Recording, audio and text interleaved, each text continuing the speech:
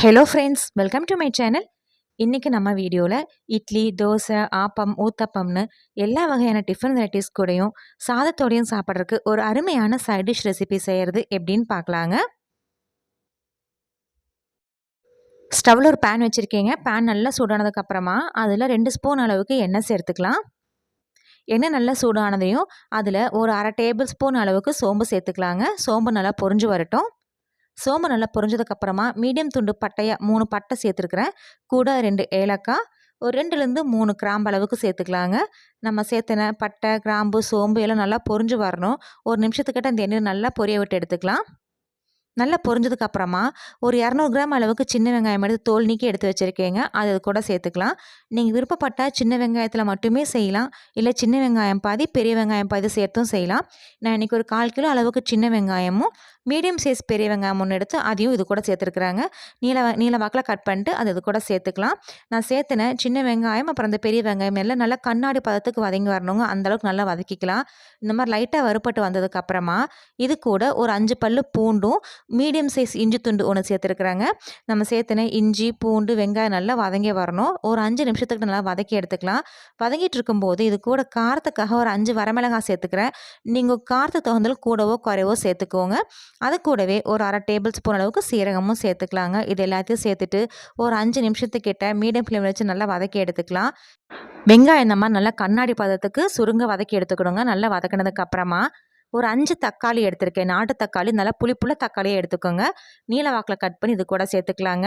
இந்த தக்காளி நல்லா கொலைய வதங்கி வரணும். அந்த அளவுக்கு நல்லா வதக்கி எடுத்துக்கலாம். இப்போ காமிச்சிருக்க மாதிரி தக்காளி நல்லா கொலைய வதங்கி வந்ததுக்கு அப்புறமா இது கூட மசாலாலாம் சேர்த்துக்கலாங்க. இப்போ இது கூட 1 ஸ்பூன் அளவுக்கு மல்லித்தூள் சேர்த்துருக்குறேன். அது கூடவே ஒரு அரை ஸ்பூன்லேருந்து 3/4 ஸ்பூன் அளவுக்கு சாம்பார் மிளகாய் தூள் சேர்த்துருக்குறாங்க. நம்ம ஏற்கனவே காரத்துக்காக வரமிளகாய் சேர்த்துருக்குறோம். இப்போ இந்த சாம்பார் மிளகாய் தூள் சேர்க்கும்போது உங்கள் காரத்துக்கு தகுந்தாலும் கூடவோ குறைவோ சேர்த்துக்கோங்க. அடுத்தது கூட 2லேருந்து 3 பிஞ்ச் அளவுக்கு மஞ்சத்தூள் சேர்த்துட்டு நம்ம சேர்த்துன மல்லித்தூள், இந்த சாம்பார் மிளகாயத்தோட பச்சை வாசனை பிறகு நல்லா வதக்கி எடுத்துக்கலாம். இதோட பச்சை வாசனை போனதுக்கப்புறமா ஒரு அரை மூடி அளவுக்கு துருவன தேங்காய் அது கூட சேர்த்துக்கலாங்க. நீங்கள் விருப்பப்பட்ட துருவியும் சேர்த்துக்கலாம், சின்ன சின்ன பீசஸாக கட் பண்ணியும் சேர்த்துக்கலாம். ஒரு 2 நிமிஷம் மட்டும் இந்த தேங்காயை நம்ம ஏற்கனவே வதக்கி வச்சுருந்தோம் தக்காளி வெங்காயத்தோட நல்லா வதக்கி எடுத்துக்கலாங்க. ஒரு 2 நிமிஷம் இந்த மாதிரி நல்லா வதக்கி எடுத்ததுக்கு அப்புறமா இது கூட 2 இனுக்கு அளவுக்கு கறிவேப்பிலை சேர்த்துட்டு இது ஒரு டைம் நல்லா கலந்து விட்டுட்டு ஃப்ளேம் ஆஃப் பண்ணிவிட்டு சூடு இல்லாமல் ஆற வச்சு எடுத்துக்கலாங்க. இது நல்லா ஆறுனதுக்கப்புறமா இது ஒரு மிக்சர் ஜாரில் சேர்த்துக்கலாம். சேர்த்துட்டு தேவையான அளவு தண்ணி விட்டு இது நல்லா ஃபைன் பேஸ்ட்டாக அரைச்சி எடுத்துக்கலாங்க.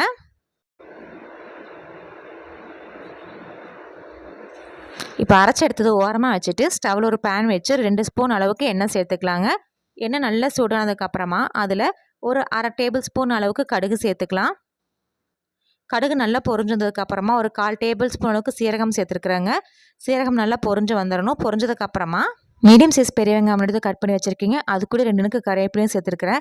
இது எல்லாத்தையும் சேர்த்துட்டு இந்த வெங்காயம் நல்லா கண்ணாடி பதத்துக்கு வதங்கிடணுங்க. அந்தளவுக்கு நல்லா வதக்கி எடுத்துக்கலாம். வெங்காயம் இந்த மாதிரி நல்லா கண்ணாடி பதத்துக்கு வதங்கினதுக்கப்புறமா இது கூட ஒரு 5 பல்லு பூண்டு 1 2 தட்டி வச்சுருக்கீங்க. அது கூட சேர்த்துக்கலாம். சேர்த்துட்டு பூண்டு 2 நிமிஷம் மட்டும் நல்லா வதக்கி எடுத்துக்கலாம்.